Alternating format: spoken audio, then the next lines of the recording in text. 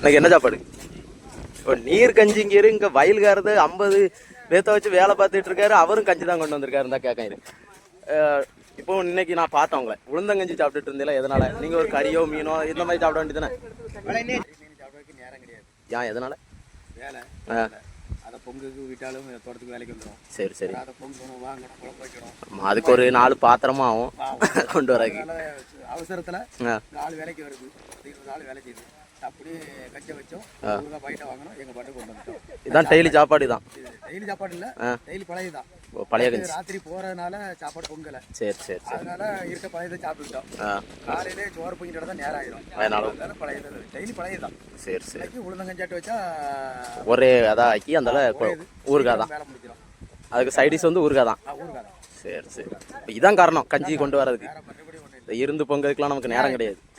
நம்ம வயல் வேலை பார்க்கணும். வேலைக்கு வர முடியாது. ஆட்கள் பூரா வந்து உரம் போட்டு கொடுக்கணும், எல்லாம் செய்யணும். சரி சரி. லீவ் கிடையாது. லீவே கிடையாதா? எங்களுக்கும் கிடையாது, அதான் கேட்டேன்.